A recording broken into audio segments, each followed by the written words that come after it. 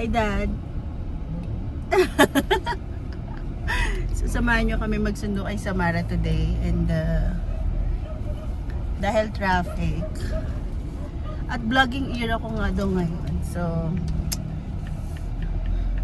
join me in asking questions. Ano ba to? Nakita ka lang. Top questions to ask your husband. Wala siyang magagawa. Sama natin siya sa vlog natin for today. Ready ka na, Dad? To answer question. Seryoso dapat yung sagot, ah. Seryoso. Kasi seryoso itong mga tanong. Wala dapat ano. So random to, hindi ko to pinili. Pumunta lang ako sa isang site, tapos ito na yung mga tanong. First question. Daddy, ang key search ko pala. Nakikita dito pa sa vlog ko yung mga ang key search na ginamit ko sa Google is top questions to ask your long-time husband. Kaya may mga parang questions na pang mga matatagal na panahon pa. Meron ka mong hindi long-term Malay mo lang. Anyway, first question. How would you describe your high school self? O, di ba? Adorable. Adorable. Irresistible. Ay, bakit? Sabi mo sa akin, hindi mo ako Kapal naman ang mukha mo, di ko sinabi yan. Ano, pabalik ka rin ang sinabi ko yun yung totoo. Bakit nasabi mo na adorable? Ay, adorable, yun na lang. Huwag nyung irresistible, ang kapal mo naman dun. Irresistible yung hindi mo mariresist na maasar ka sa akin. Bagay. Kasi naman, kukunin naman kasi ng mga joke mo, hindi siya nag-improve. Ayun na lang yung pwede kong comment doon. Salamat. O, saan ka papunta? Hindi tayo mag-J-Perizal. Anyway, okay. Next question. What's something you wish you could tell your 16-year-old self? Parang ang layo tagal na nun, 16 o basta your old self, mga teenager self mo, what you could have done or what you can tell your old self. 16-year-old self? Hindi ka sana nag-fantasize kay Asunta na malalaman mo lang na si Jules Ledesma lang yung inasawa niya. Ano lang? Wala naman regret sa mga ginawa ko ng 16 ako eh. 16, nakadala kita, di ba? Ay, talaga ba? 16 ka ba yun? 16, nagsimula na ako mag-ship nun eh. So yun yung isa sa mga magandang desisyon na ginawa ko sa Tinigil mo na yung pagkain ng marami. Bagay, pwede. Sana yung 16 na rin sa Megan matutupad niya rin yung gano'n. Eh, dapat kailangan mo siyang impluwensyahan dun. Masyado siyang focus sa pag-aaral at pag-aaral at pagkain at pagtulog.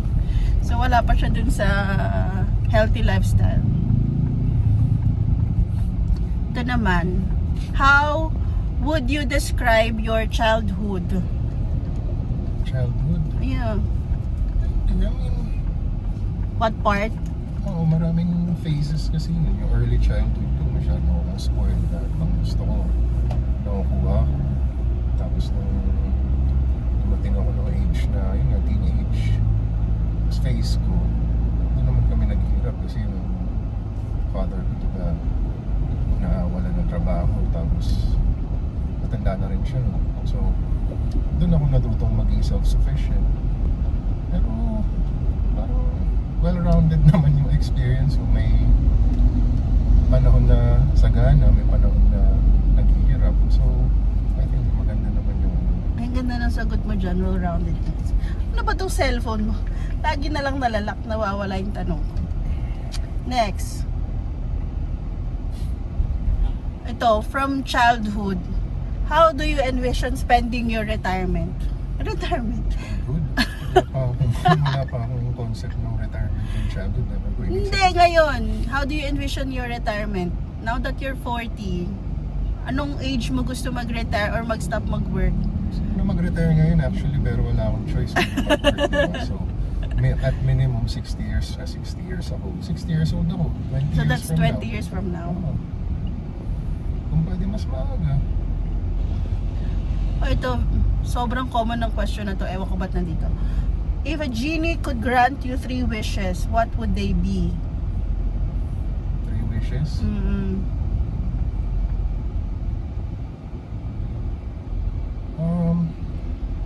Hindi naman kasi tangible ang mga wishes mo. Pwede mo i-wish na kung gusto mo, i-wish mo na meron kang unlimited na resources and pera, pero hindi naman realistic. Hindi rin naman yung solution sa lahat ng problema. Siyempre, i-wish mo yung health ng family mo. Yung Baka seryoso. Very good, nagiging seryoso ka sa sagot mo. Dali, health na. ano ba dapat joke yun sa Hindi. Hindi.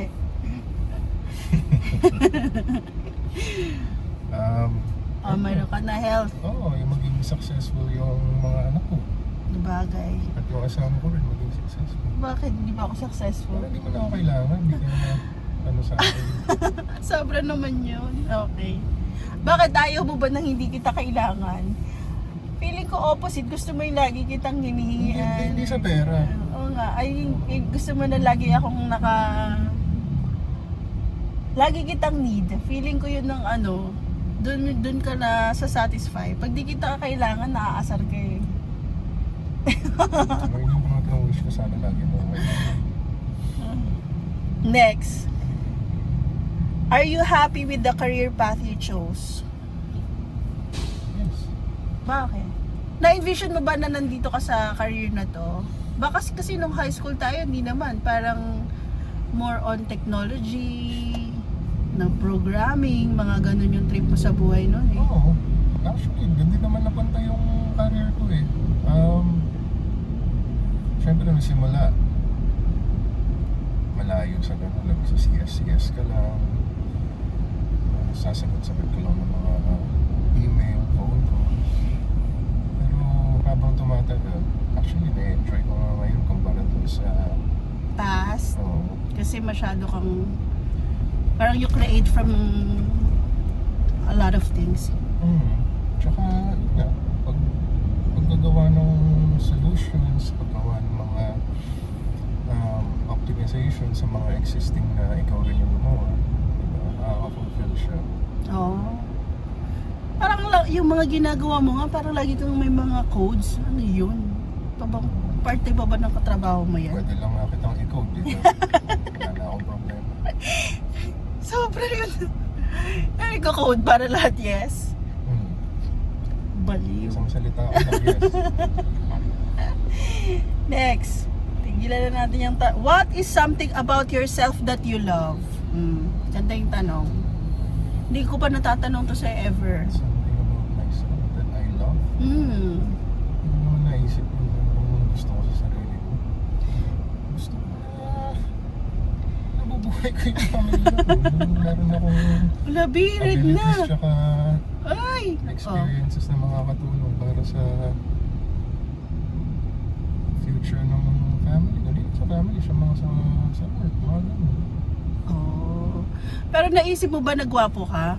Feel mo ba at some point, ay ang gwapo ko ganun? Kasi ako minsan, ay ang pangit ko, pero minsan may mga, ay ang ganda ko ganun.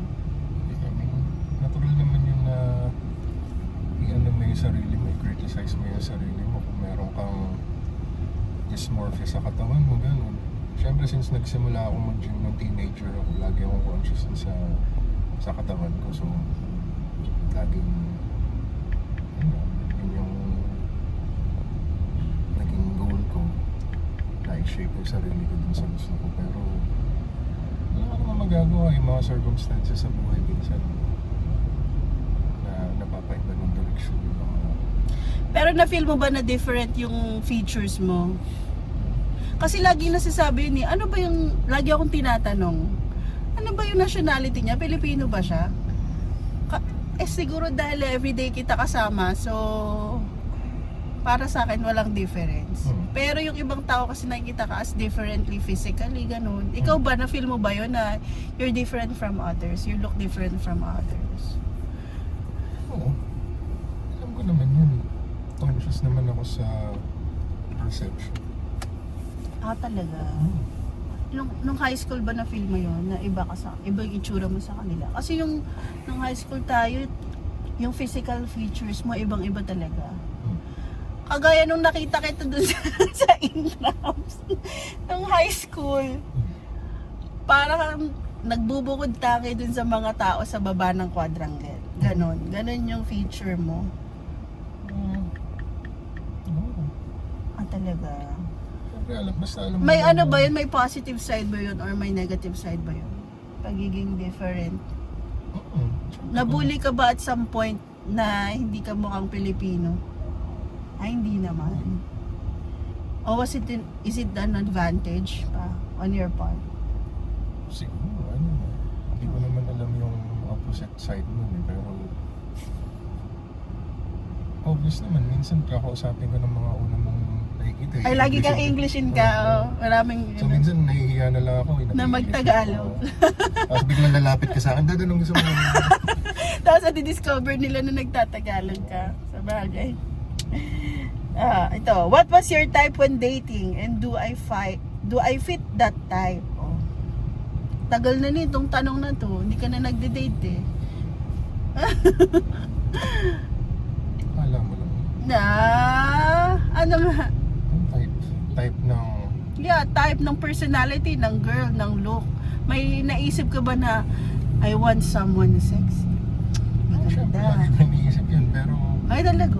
Nung teenager ako, nandun ako sa stage na yun, na ano yung perception ko ng ideal na... Women? So ko yung sexy, athletic, tsaka... Athletic? Kasi ang kapal mo doon na hindi ka naman athletic tapos... Hindi naman, porque hindi ako athletic, hindi yun ang gusto ko. Siyempre, yung sa stage ng ano ko na yun, ibang focus ko, pag-gym, pag-workout, naghahanap ako ng ganun din na katumbas na. Payat pa ako nun eh, so hindi ko pa kailangan ng... Athletic ka, naglalaba ka lagi, bubuhat ka ng mga kung ano-ano, may tone pa yung muscles mo. Naglalaba pa rin naman ako ngayon pero lang hindi yung manual. Siyempre, sa paglalaba ba nagkakaroon ka ng mga muscle ba doon? Nakasquat ka, tapos kukuskus ka, ka-curls ka ng mga laundry. Ang weird naman nun. Next question. What's something that you wish you were better at?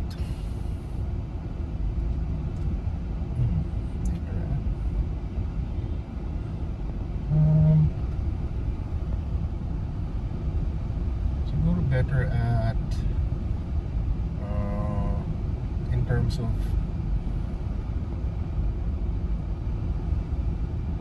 yung isang weakness ko is yung pagiging passive nung disposition ko, diba? So if I can solve something myself without having to involve others, ginagawa ko na. So kahit alam mo na problema na ibang tao yun or yung issue nasa iba, kung meron akong workaround or meron akong solution na ganito na lang, ginagawa ko. Pero kung iisipin mo, mas maganda na confront mo yung issue up front rather than fixing it na lang in the background. Pero nabago ba yan at some point? Or ganyan ka pa din? Siguro nakatulong yung pagdadrive sa traffic kasi na mas confrontational na ako sa mga tao. At saka inaalaw mo na ako mag-drive? At sa part ng pagiging passive mo. Pero kailangan mo ma-overcome na ako yung driver at ikaw yung minsan ng passenger. Kasi kahit na minsan kahit yung trusted me na mag-drive at yung mga anak mo, basta wala ka sa kotse, okay ka. Pero pag nandito ka sa kotse, ayaw mo. Sa ayaw mo? Bakit? Alam mo, nakaka-tense ka kasi pag ikaw yung nasa tabi ko at ako ang driver. Naramdam ko na natin-tense ka. Kaya bigay ko na lang sa'yo manibela. Bakit ka dyan?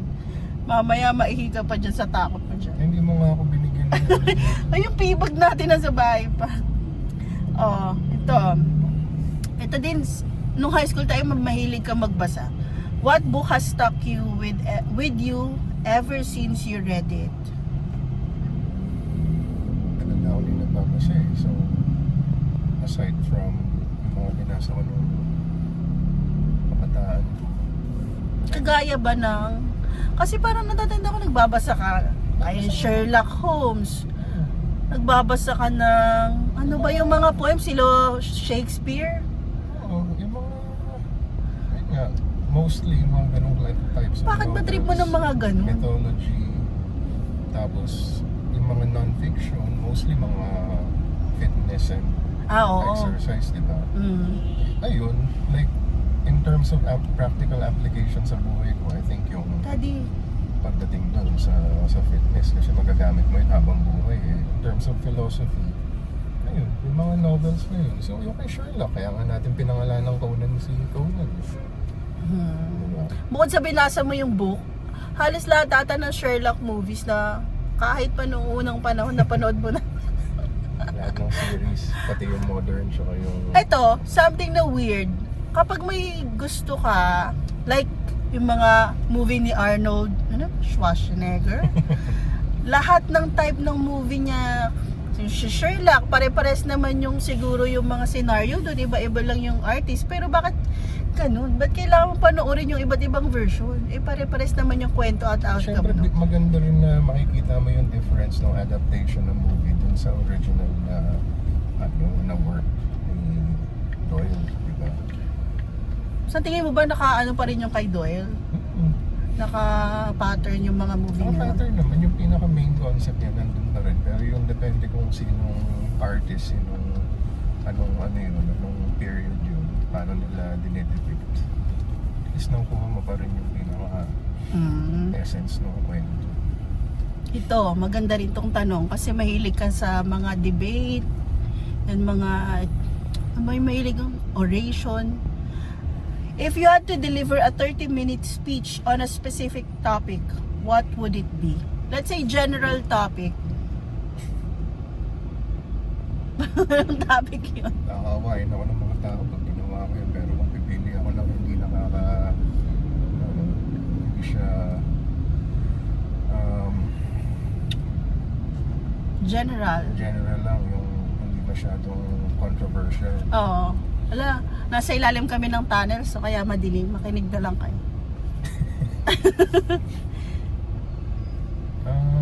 I guess kung 30 minutes bibigay mo sa akin, kung something na sa akin na kaya kong pag-usapan in 30 minutes, I think it's work related na yun, like management, leadership, tsaka yung mga ganung klaseng topics. Pero pag controversial, si general. Controversial religion. Oh, huwag na natin pag-usapan na yan. Baka mawalan ka ng mga subscribers. Okay. Eh well, ano naman, we respect each other pagdating sa bagay na yan.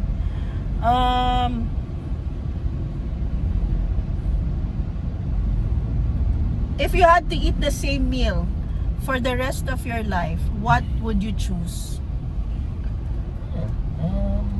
Steamed rice, tsaka yung tuna. Bakit? Wala. Gusto mo? Alam mo steak? yung tuna, naging masarap lang siya nung high school tayo kasi lagi nating baon yun. Pero ngayon, parang nakakaumay Iba na na siya. kasi yung iba na yung O baka kasi yung tuna na kinakain mo is nung nasa water. Kasi yung lagi nating baon is with flakes in oil. Ano ba? iba na yung nila ngayon, iba na yung recipe nila ng tuna, nagbabago na, maalat na siya ngayon eh. Kaya yung premium yung binibili namin, yun yung pinakamalapit dun sa original na lasa niya. Sinong namin? Baka iba kang asawa na. Kami ni Kung. Akala ko binibili namin. Kasi pati si Kung na-influensyahan ko rin eh. Dati di ba yung mga flakes in oil na maliliit na uubos niya, maalat yun eh. Kailangan mo na maraming kanin para lang ma-enjoy yun. No, okay. Ito, maganda ring tanong to. Never pa kita na-ask dito. Who's your biggest hero? Biggest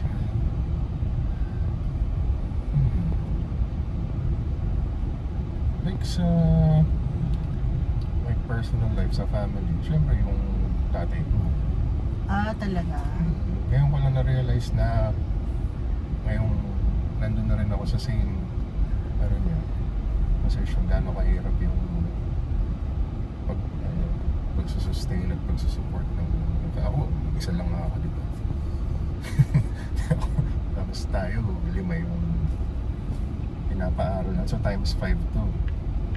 Oo. Pero, ayun, napapaisip na rin. Naiisip ko na rin kung yung mga Sa tingin mo bagay- nahirapan siya knowing na hindi naman okay naman kayo Hindi. noon? Alam ko naman na meron siyang, hindi naman siya nahirapan. Nahirapan siya nung pagdating ng 60s niya. Wala na siya makuha trabaho kasi number 1, nagkaroon ng issue, nagkaroon ng downturn yung industry niya. Tapos considering na ano na rin siya, senior na rin siya, hindi siya Pilipino, di ba? So parang offshore siya na contractor. Maan talaga yun. Naging challenging. So ano rin siya, na naloko din siya ng mga scam. Siya yung pumagat dun sa Nigerian na money laundering scam. Yung buong pension niya na-liquidate niya at binigay niya dun sa tumatawag sa amin na taga Nigeria daw. Tutulungan daw niya transfer ng funds. Tapos, yun, nawala lahat. So yung natira na lang sa amin nun is yung pinakamaliit na pension niya. What? $300, $500 a month. So doon na nagsimula yung ano namin, hard times. But it's still a big money during those times. Diba? Oo. Compared. Anyway, now that we're approaching San Lorenzo, question. Nandiyan kayo before, nakatira kayo dyan before. If malalaman mo at some point na, ay, dyan pala mag-aaral yung anak ko, anong pwede mong sabihin sa magulang mo? Diyan mag-aaral yung anak ko. Hindi, I mean, kukonvince mo ba yung daddy mo na bilhin na lang yung tinitira niyo? Kasi for sure, mura yun noon. Siyempre, knowing what I know now, tsaka yung frame of mind ko ngayon, yung maturity ko ngayon, siyempre, sasabihin ko, convince ko siya na dapat i-invest mo na lang yung pera mo dito sa property na to para, ayun nga, mapapakinabangan di lang ako, pati yung future na family. Nabagay. Wala ka namang... Hindi mo ma-envision yung future kasi, no? Hindi ko nga alam na may Assumption College pala dyan sa San Lorenzo. Alam ko dyan lang kami nakatira. Ah, talaga? Hindi mo alam? Pero malapit kayo sa Assumption, di ba? Sa San Lorenzo drive lang naman kami. Sa pinaka... Oo, lalakarin mo lang. Assumption na. Seryoso ka ba? Di ba sabi mo pupunta ka sa park? Sa park, nagba-basketball, nagbabibisikleta. Pero, ba't ako pupunta sa school? Nag-aaral ako sa Lasal nun eh. So, naalala ko pa nga, nahatid sundo ako ng tatay ko sa Green Hills. Kaya wala akong concept ng AC. Ito, medyo juicy itong tanong. About your relationship with me. What makes you feel the most loved by me? Magpag-iisip ka dyan. Most love. Very, naman yun. Introspective naman yun. Most love is yung pag ina-express mo na kailangan mo ko. Minsan in a positive way, minsan in a negative way. Ano lang yun? Sigawan mo ko. Pero ang favorite ko is, syempre sa physical expressions. Kapag nangyayak mo ako, pag-kiss mo ako, Ah, talaga. bata Masyado, ako, mag-isa lang ako isa, wala akong... parang yung affection na touch. Alam mo yung dati namin pinuntahan na orphanage, nakwento ko na to sa iyo eh. Na yung mga bata, pag may visitor, pinipigilan nilang niyayakap yung mga bata.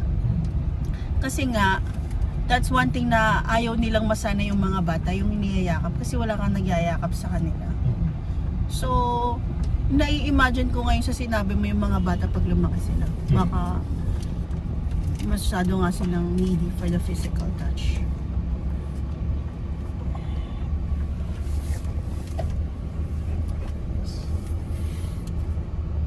Ano yun? Tumaway siya, akala ko hihingi niya ulit yung resibo. Ah, okay. Hindi na nga nila binabasa. Mm. kilala Sige, mo. last two questions na. Since mahaba na tong vlog natin. What's the nicest thing a stranger has ever done for you? May kinausap ko bang stranger? Parang di ka na magsasalita kung may stranger ka kasama. But if there's anything... Stranger? Oo. Wala akong naisip mo off the top of my head.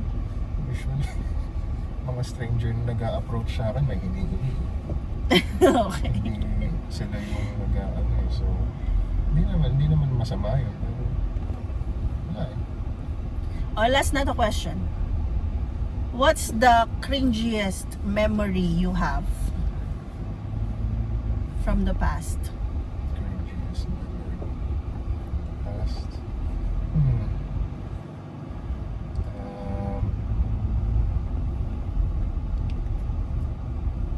Yun ba yung tinungga ko yung JD sa isang party tapos nagsusuka ako dun sa sidewalk pagkatapos. Tapos sino ba sumundo sa atin yun? Si Mami ba may sumundo? Ay, oo. Di ba ako kasi nagdadrive no? Ay, oo. Nung nasa ano ka pa, party era. Sabi pala ni Samar sa gate 3 natin siya sunduin love. So mag gate 3 ka. Doon daw siya maghihintay. 4:44 pa no? Pwede ba tayo pumasok yun? Papark lang naman tayo eh. Sabihin mo magkasusundo ka ng saan. Ayan, that ends our vlog. Bye-bye guys, nandito na kami sa school eh. Bye-bye. Thank you for watching. Say bye dad.